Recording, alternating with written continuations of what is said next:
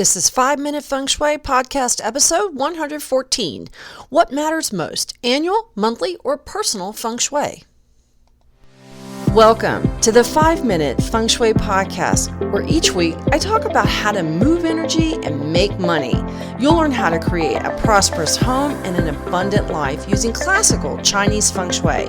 I'm your host, Katie Weber, publisher of the Red Lotus Letter, Feng Shui Easing for Wealth. Each week, I'll cover Feng Shui topics that can help you improve your life, share inspiring stories, and always end with 3 easy-to-implement Feng Shui tips that you can put to work right away, and usually in about 5 minutes. Now let's get started on the 5 minutes that could change your life.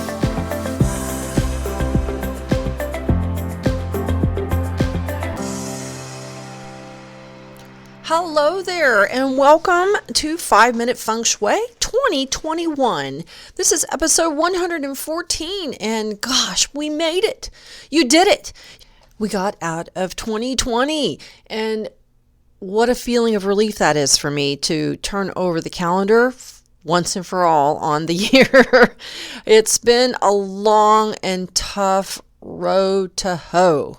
There's been no doubt about that. And I know that if you've been listening for a while now, you may have heard some of the things that went on in my life in the past year. 2020 started off really difficult for my sister. Right off the bat in January last year, she got broken into while she was asleep in her apartment and had so many things stolen from her, and then had her 2 weeks later on the same night, had her truck stolen. She was just terrorized. It was horrible. And so we got into emergency mode in January and never quite got out of it until we turned the page over to 2021. And we're still in that pandemic, but I think there is a light at the end of the tunnel for us. I think there is some optimism that we can look forward to in the year ahead. In fact, I know there is, and I am excited about it and relieved. Last year we had made a bunch of plans, and it just didn't pan out because, we had this whole thing called the pandemic. But before I jump into all of that, I want to just say welcome to all of my Year of the Ox Facebook group insiders. It's a private Facebook group that if you buy my gold level success pack for my Year of the Ox forecast, Feng Shui forecast, you can get a gold level membership and join the group and come on in. We'd love to have you because we have a great time there talking about Feng Shui, supporting one another, and learning Feng Shui and hearing amazing things from the group. I can't tell you how great and welcoming this group is. And I make it that way because, I think that being friendly is great Feng Shui, being welcoming is good Feng Shui, and being supportive is also good Feng Shui. So if you would like to be in a community of like-minded Feng Shui enthusiasts, please come and join us. All you have to do is sign up for my Year of the Ox Feng Shui forecast, and you can do that at redlotusletter.com/metal ox, METALOX, metal ox. And you pick the gold level, and once you submit that, then you will get the success pack, all the download information, and we will get you signed up. It will get all the information on how to sign up for the Year of the Ox private Facebook group. And we've already got over 300 members in there now, and it's growing. But it's never going to be one of those Facebook groups that's 3,000 people because I simply couldn't do it. No, I really want to have a personal touch. That's important to me, is having a personal touch. I've been on those pages and been in those groups with, 5,000 members, and you're lost. You're lost in the crowd. And the thing that's so wonderful, I think, about this group is the intimacy that we have, and people get to know one another in it, and they make friendships based off of it. I know I have, and it's such a wonderful way to find people that are like-minded and positive and uplifting, and that, all join together to do something fun and to better their lives, better their homes, better their relationships with Feng Shui. So I hope you will consider joining us. And again, I'd love to say welcome to all of my Year of the Ox, we call them Yodo, Year of the Ox, Yodo Insiders. I am so excited to spend the next 12 months with you, and so glad that you are part of this group. So if you want to join us, come on over, redlotusletter.com/metalox, choose the gold level, and you'll be in like Flynn. All right, well, let's talk about 2021. I mean, gosh, you need to pat yourself on the back for getting here. I mean, what an accomplishment, that we all did it. Last year sort of was like an Alfred Hitchcock kind of movie. You know how somebody will see something and all of a sudden it strikes them the danger they're in, and then the room goes woo, and it just grows out into the distance. It becomes huge.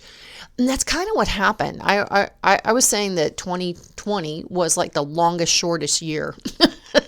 It really was it was this sort of dueling energies, I guess you could say.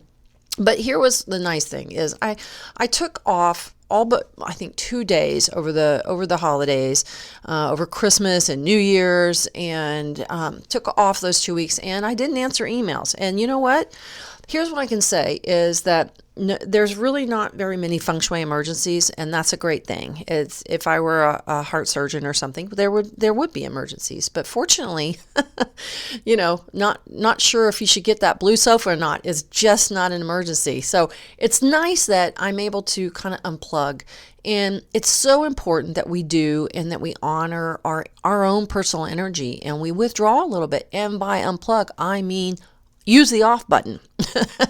You have got to just turn it off. There's just no way that you can be an endless stream of energy without getting some refreshment, some recharging back. So if you have a chance to do that, do that. That was one of the things I really missed about last year, was making plans. We had plans to do some traveling, and we were really looking forward to it. We wanted to visit friends within the U.S. We had some thoughts about going outside of the U.S. again, and all that kind of went on hold because, last year I like to make plans early.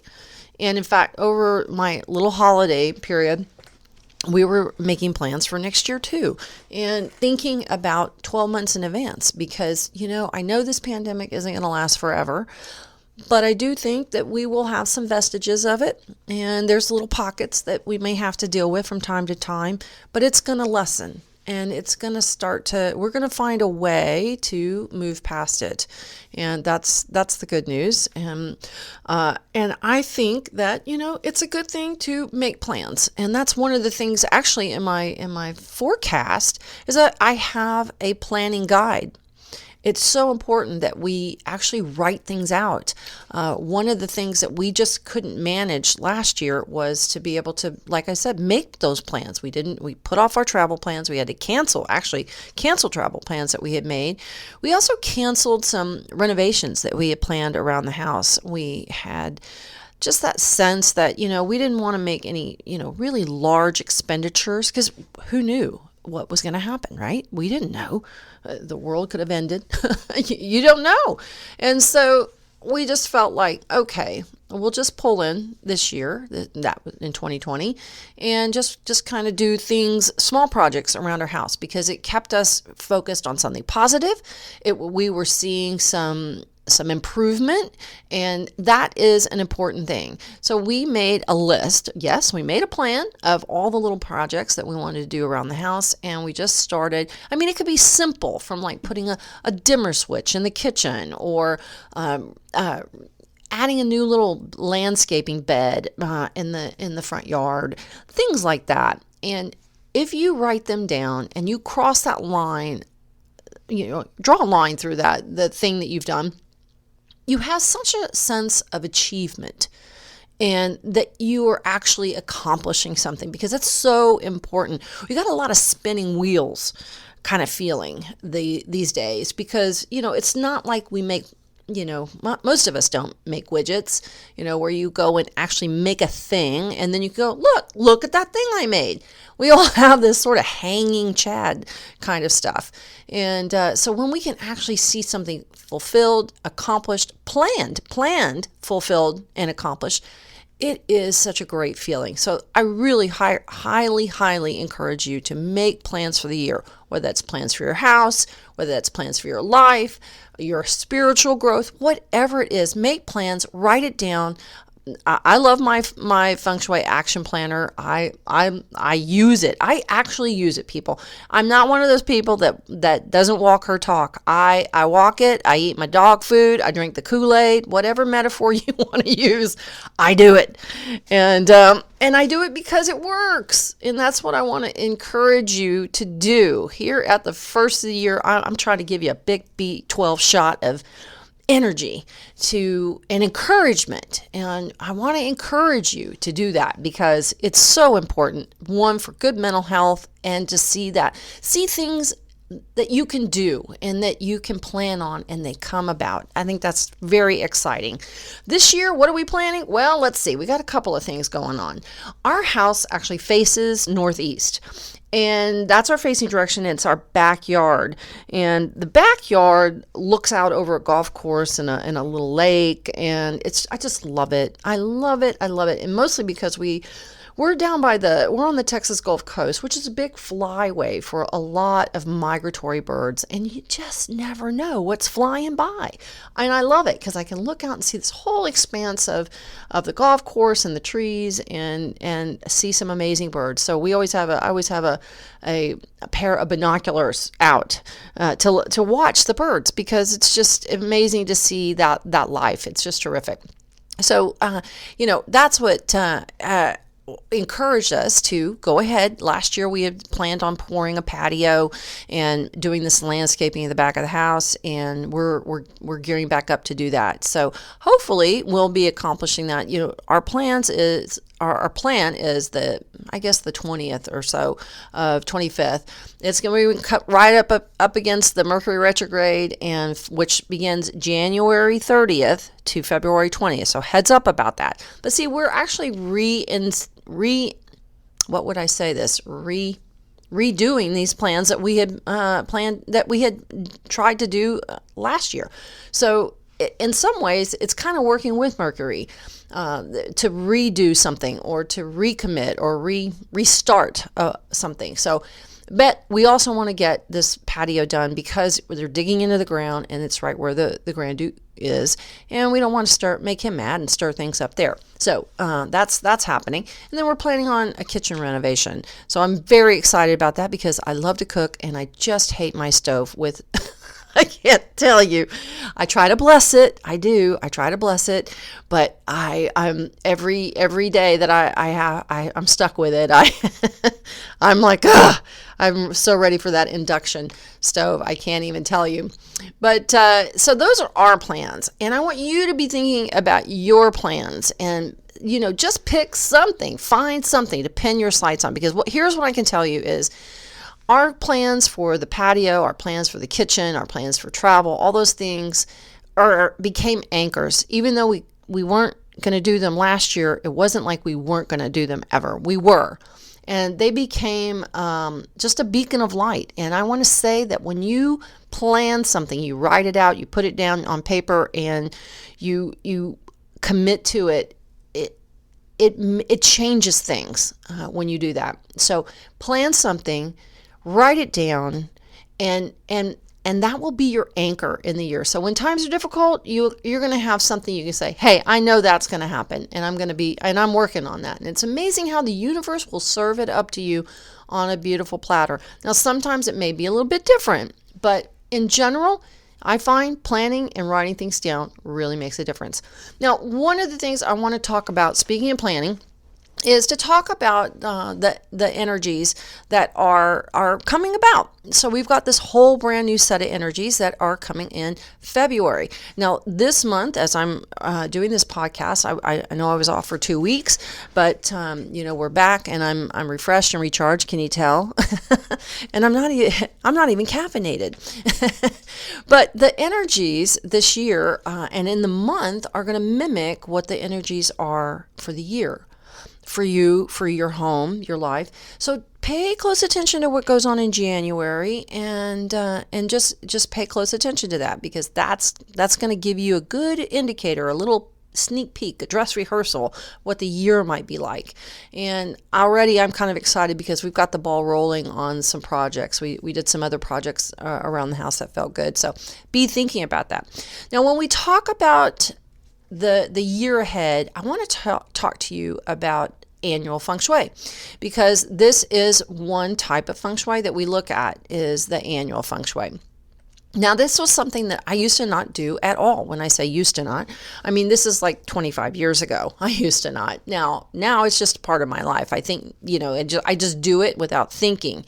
And for most of us, if you are thinking about energy, you're thinking about, well, what's more current? It's the calendar on your desk, right? That means it's now. It's in the current. It's the present. There is no more important time than now. I mean, Eckhart Tolle made a fortune on New York Times bestselling list with the power of now, and all of his recordings, and about that the present is all we have.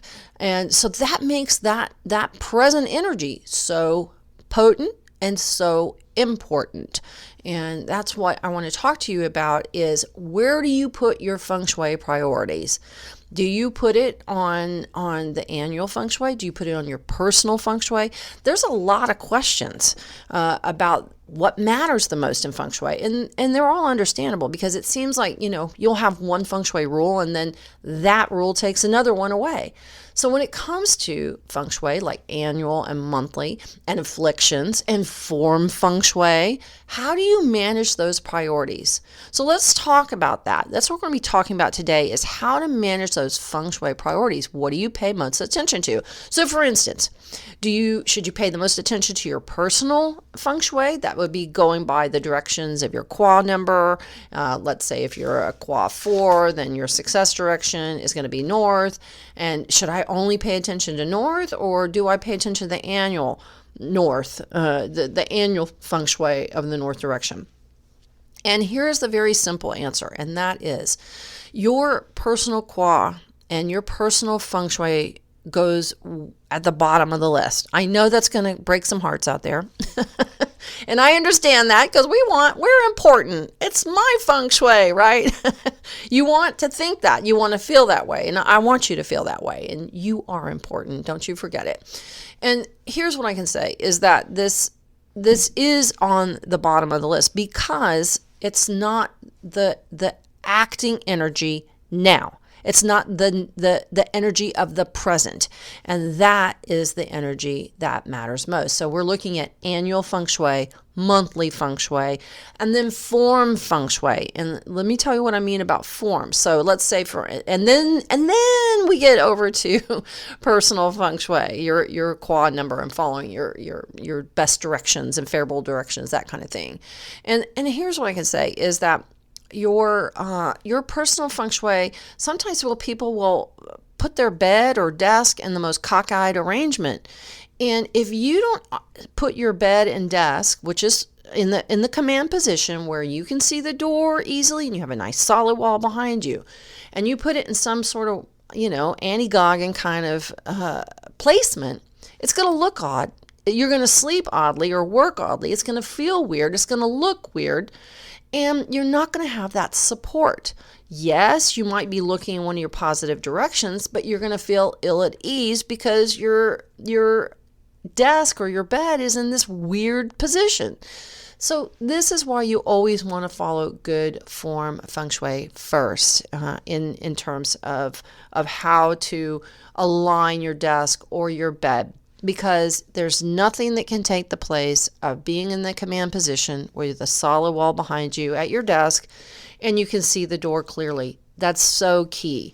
And now, if you have monthly energies that change or annual energies, there are remedies and things that you can manage with that. So, for instance, let's let me, I don't want to jump ahead. I'm going to save that for just a moment. But let's talk about annual and monthly energies, because this is the most popular question that I get in the Facebook group is, what do I do when annual and monthly remedies or enhancers conflict with each other? Of course, I never really understand it because, I write these monthly emails that go out, and it's like, that's what it says for the month is what you need to follow. And this is the ones that, like I said, is the number one question that's asked in my annual Facebook group, in my private Facebook group. So it's a really important one to understand, because in actuality, the annual remedies or enhancers don't conflict. They simply change. For example, the Southwest this year is hosting the annual 3 Jade Argument Star in the year of the ox. So that means having and the 3 Jade is a wood star, and it's in the earth sector. And so it's going to make women maybe feel tired, grumpy, maybe have a tendency to be snippy, that kind of thing. But here's the beautiful thing. The 3 Jade star is such an easy star to handle. You just need some red colors, some bright lights, candles, nice pretty lamps, and that will control the 3 Jade star. Best of all, it boosts the earth element energy of the Southwest sector. So it's a really good thing. Now, what will happen though is as the year progresses, we have stars that fly monthly. And these energies, like the 5 yellow and the 2 black stars, these are the really serious ones that can cause major disruption. I'm talking broken legs, major accidents, job loss, divorce, all kinds of, just the misery of life. And you don't want that. And what happens is if you've got a whole bunch of red colors in the southwest corner, and then the 5 yellow comes around, then all that red color or candles will stimulate the 5 yellow, and that could put you at risk of having one of those things that I just discussed, which was, a broken leg. It could be an accident, something like that, or a terrible diagnosis. We don't want that. So what it means is that during that month, no candles. Try to take out some of the red. Maybe you have a red rug. Swap it out with another one. So yes, it's inconvenient, but it's important that you do monitor those monthly energies if you follow that. Really important that you. So here's the thing: is just remember that the energies and the remedies and the suggestions for each sector for the year and the month, they don't conflict. Remember, they just simply change, and we just need to honor whatever the energies are and how those energies will interact. Because one of the things is we look at how does the annual energy interact with the monthly, and how does that work in that particular sector, whether it's an earth sector or a wood sector. Now, you don't have to figure all that out, because if you buy my success pack and you get my monthly emails and updates, I figure all that out for you. So you don't have to think about that. You just need to read the monthly update, and I'll give you all the suggestions. But it's really important that you do follow that monthly recommendation. So, again, the annual and monthly remedies really don't conflict with each other. They just change, and we just have to keep up with them. All right, so let's talk about your personal feng shui, because this is one I was starting to touch on, but I want to go back to that. So let's say you want to activate like the west direction, because this is where the wealth star is this year. But maybe you're an east. Your personal feng shui is that you're an east person, because all personal feng shui breaks people into 2 camps. You're either an east person or a west person. I'm an east person, for instance. I'm a Qua 4, and I'm an east person. If you're a Qua 5 or 2 or 6 or 7 or 8, that means you're west. If you're a Qua 1 or 3, 4 or 9, that means you're east. So let's say, for instance, you want to activate the west direction this year to tap the wealth star that's visiting, but west is your total loss direction because you're a 3 Qua. Well, is it better just to leave that sector alone? Well, here's your short answer. Absolutely not. I know it's tempting to want to only favor your personal feng shui, but think about it, because your personal feng shui is, like I said, it falls below that. But think about that. You would always want to activate every direction, no matter what.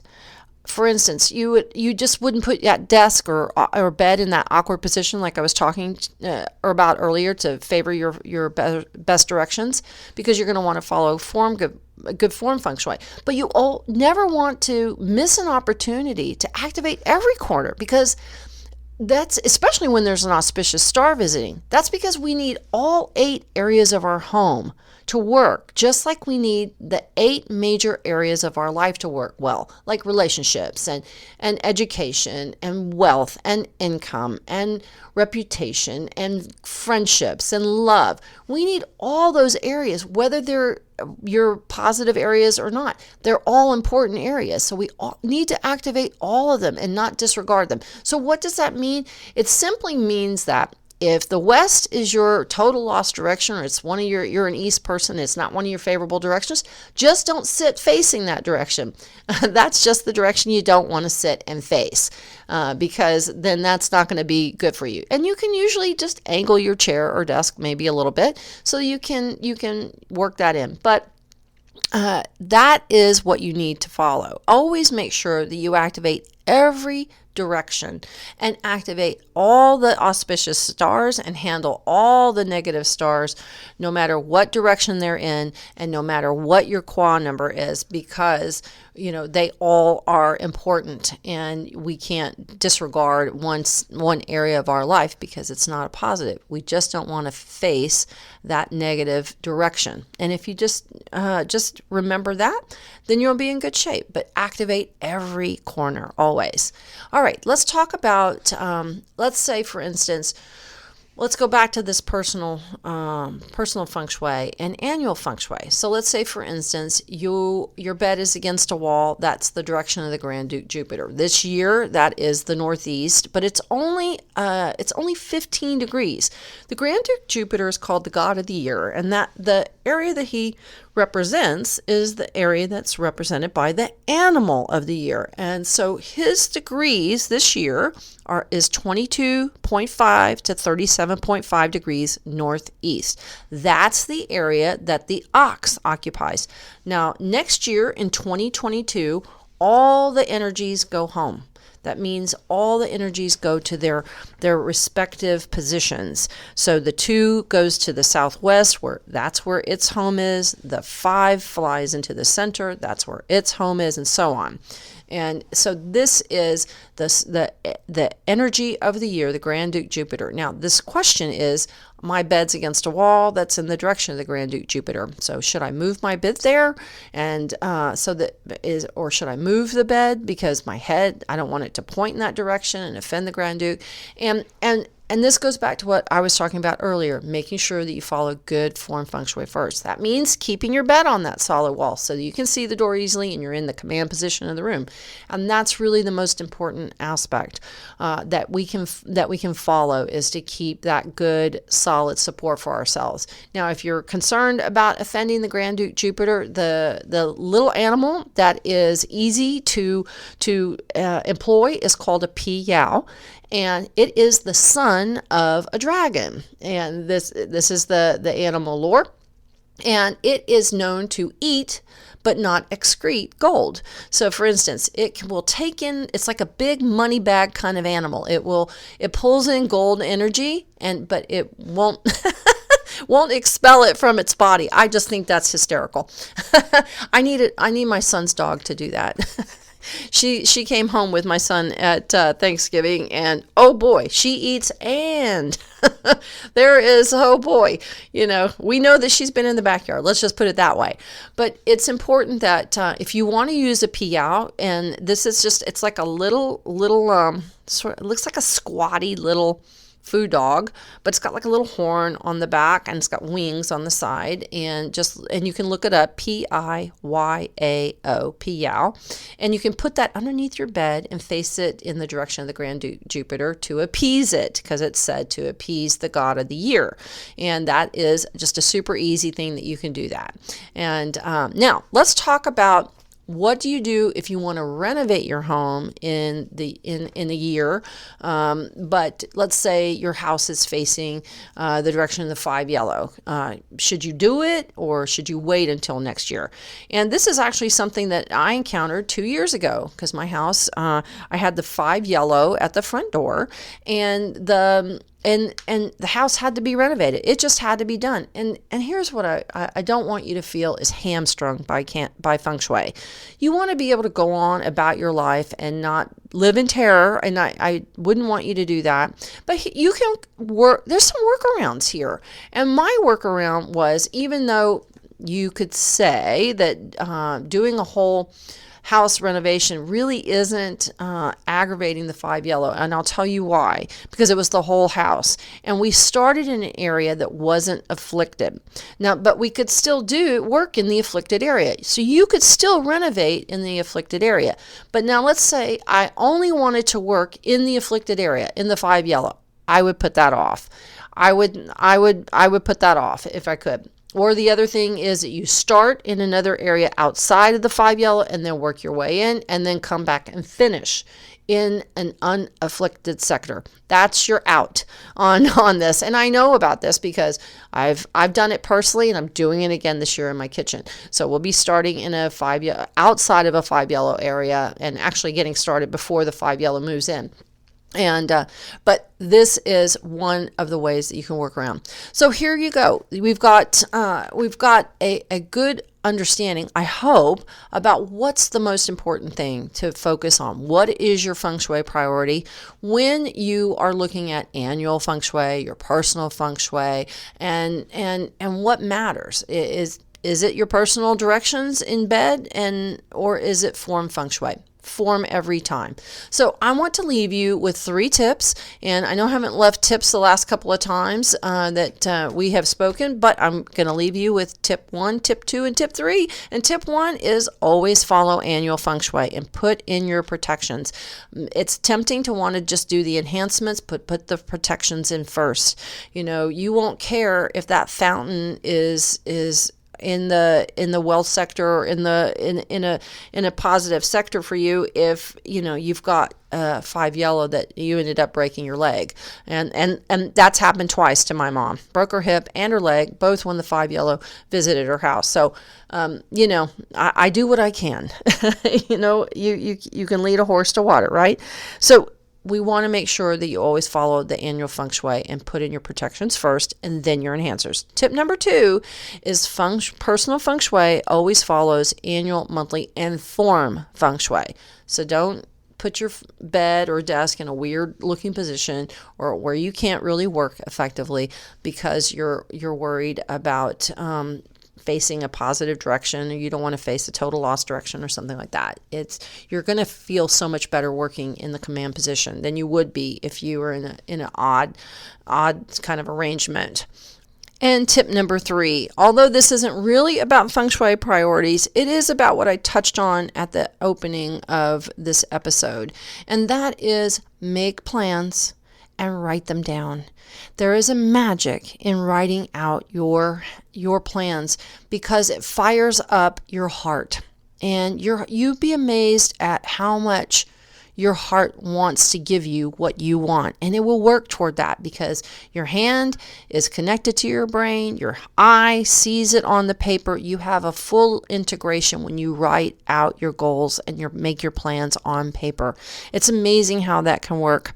All right, I wish you a wonderful start to the new year, and we've got Chinese New Year coming up on February 12th. We've got Feng Shui New Year on February 4th, Mercury retrograde January 30th. We are off to a rockin' start already.